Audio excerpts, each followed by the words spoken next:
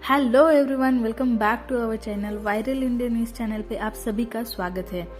Guys, आज हम लोग बात करेंगे साइलेंट कॉमेडी के मास्टर के बारे में। Yes, you guys are guess it correct. So आज हम बात करेंगे मिस्टर चार्ली चैपलिन के बारे में। सो बिना किसी देरी के हम इसे स्टार्ट करते हैं। तो जैसे कि आपको पता है, चार्ली चैपलिन एक अंग्रेजी हास्य कलाकार है। इसके साथ ही वो फिल्म निर्माता और संगीतकार भी थे, जो कि साइलेंट इरा में बहुत प्रसिद्ध थे। साइलेंट इरा वो था जब फिल्मों में आवाज नहीं हुआ करती थी, सिर्फ उन्हें देखा जा सकता था। ये 20वीं शताब्दी में बहुत बड़े कलाकार हुआ करते थे। चार्ली चैपलिन ट्रम्प करके चलने का अभिनय करते थे, जिसके लिए वो फेमस थे, वर्ल्ड में काफी ज्यादा फेमस थे, आप ऐसे बोल सकते हो। और फिल्म इंडस्ट्री के इतिहास में बहुत से महत्वपूर्ण कलाकारों में से एक थे। चार्ली चैपलिन का करियर उनके बचपन से लेकर उनकी मृत्यु के 1 साल पहले तक 75 इयर्स तक चला, और ये चापलूसी एवं विवादों में घिरे रहने वालों में से भी थे। चैपलिन ने अपने करियर की शुरुआत बचपन में ही कर दी थी। इन्होंने बहुत सी फिल्मों का भी निर्माण किया। साथ ही वो मौनी युग मतलब साइलेंट इरा हास्य कला में माहिर थे, जिसके लिए उन्होंने पूरे विश्व में लोगों के दिलों में जगह बना ली थी। चैपलिन संपादक, पटकथा लेखक और निर्माता भी रह चुके हैं, जिन्होंने अपने अभिनय से इतिहास में अपनी एक अलग ही जगह बना ली थी। अब हम लोग उनके सम बेसिक इंफॉर्मेशन के लिए बात करते हैं कि चैपलिन का जन्म 16 अप्रैल 1889 में इंग्लैंड के लंदन में हुआ था। चार्ली चैपलिन ने बड़े पर्दे पे आने से पहले बचपन में ही डांस करना शुरू कर दिया था। चार्ली चैपलिन का नाम रंग से राजा की कहानी से बढ़ना शुरू हुआ। चैपलिन के पिता प्रतिभाशाली गायक और अभिनेता थे, और माता जाने माने लिली हार्ले नामक मंच में एक आकर्षक अभिनेत्री और गायिका थी, जिन्होंने अपने काम से लाइट ओपेरा फिल्म में नाम कमाया। चैपलिन की माता कुछ दिमागी परेशानी की वजह से यह सब छोड़ना पड़ा, और वे कुछ साल तक बस अपने परिवार की सहायक बनी। किंतु उन्होंने एक प्रदर्शन में अपने बेटे चार्ली चैपलिन को भी सभी से मिलवाया, और बिना किसी स्पष्टीकरण के प्रदर्शन में बीच में ही उन्होंने अपनी आवाज खो दी और प्रोडक्शन मैनेजर से अपने 5 साल के बेटे को अपनी जगह लेने के लिए कहा। चैपलिन जनता के सामने हास्य कलाकार के रूप में जाने लगे, किंतु उनकी माता के लिए यह सब खत्म सा होने लगा था। उनकी आवाज कभी वापस नहीं आ सकती थी। उस समय चार्ली और उनके भाई ने स्वयं के लिए लंदन में ही घर ले लिया। सन 1897 में चैपलिन ने सोचा था कि वे अपनी माता के कॉन्ट्रैक्ट का उपयोग करके उनके बिजनेस को और बेहतर बनाएंगे। उन्होंने बहुत कोशिश की, परंतु उससे ज्यादा फायदा नहीं हुआ और उन्हें ये सब छोड़ना पड़ा।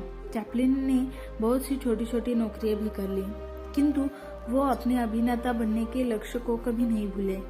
चार्ली ने 10 साल की उम्र से ही अपनी पढ़ाई छोड़ दी, क्योंकि उस समय उनके पिता की मृत्यु हो गई थी और माता बीमार रहने लगी, जिस वजह से चार्ली और उनके भाई के लिए यह जरूरी था कि वे स्वयं के लिए प्रबंध करें। जब वो 12 साल के हुए तब उन्होंने लेजिटमेन मंच के कार्यक्रम में नाटक प्रस्तुत करने का मौका मिला, और शर्लॉक होम्स में विलियम जिलेट के सहयोग में पेज बॉय बिल्ली के रूप में उपस्थित हुए। इसके पश्चात 1908 में चार्ली ने वोडेविले कंपनी में हास्य कलाकार के रूप में करियर की शुरुआत की, जिससे आखिरकार उन्हें 1910 में यूनाइटेड स्टेट्स की फ्रेड कार्नो रेपेट्री कंपनी के साथ प्रधान अभिनेता बना दिया। वे अमेरिका की जनता के साथ तत्काल सफल होने चले गए। विशेष रूप से उनके चरित्र चित्रण की रूपरेखा में उन्होंने बहुत नाम कमाया।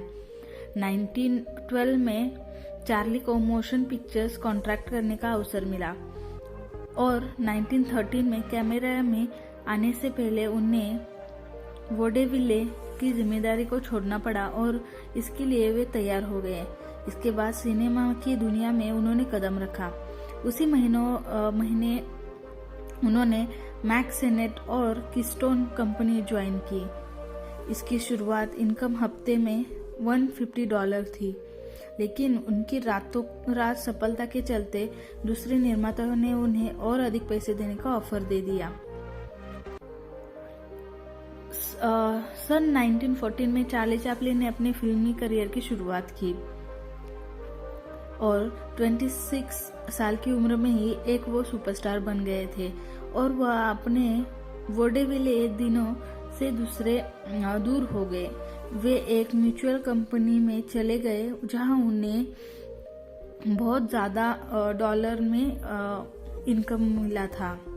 इन पैसों ने चैपलिन को अमीर आदमी बना दिया, लेकिन उसे यह नहीं मालूम था कि वह अपनी कलात्मक ड्राइव की पटरी से उतरने लगा। म्यूचुअल कंपनी के साथ उन्होंने बहुत ही अच्छा काम किया, जिसमें उन्होंने सन 1916 में 1 AM, द रिंग, द वगाबोंड और 1970 में एजी स्ट्रीट फिल्में की। अपने काम के माध्यम से चैपलिन परफेक्शनिस्ट के रूप में जाने लगे। इनके इन प्रयोगों से उन्हें बहुत ज्यादा प्यार मिला। लास्ट में चैपलिन अपने आखिरी बार वो 1970 में लास्ट टाइम संयुक्त राष्ट्र अमेरिका गए, जब उन्हें ऑनरेरी एकेडमी अवार्ड दिया गया। 25 दिसंबर 1977 की सुबह स्विट्जरलैंड के कोर्सियर सुर वेवे में उनके घर में ही उनकी डेथ हो गई। उनकी पत्नी उना और अपने 7 बच्चों के साथ निधन के समय वे बिस्तर पे ही थे। चैपलिन का और एक ट्विस्ट आया था उनकी डेथ के बाद कि उनका जो पार्थिव शरीर था वो चोरी हो गया था और 2 आदमी ने उसे स्विट्जरलैंड में ही जिनेवा झील के पास कब्र में दफना दिया था और शरीर को वापस करने के लिए उन 2 आदमियों ने उनके परिवार से काफी ज्यादा पैसों की मांग की थी। उन आदमियों को लास्ट में गिरफ्तार कर ही लिया और 11 हफ्तों के बाद चैपलिन का शरीर उनको वापस मिल गया। ये थी कुछ अनकही बातें ऑफ चार्ली चैपलिन। आपको ये वीडियो कैसा लगा है नीचे कमेंट बॉक्स में जरूर मेंशन करना और अगर आपको ये वीडियो अच्छा लगा है तो लाइक करना और अपने फ्रेंड्स के साथ शेयर करना। Thank you so much for watching this video.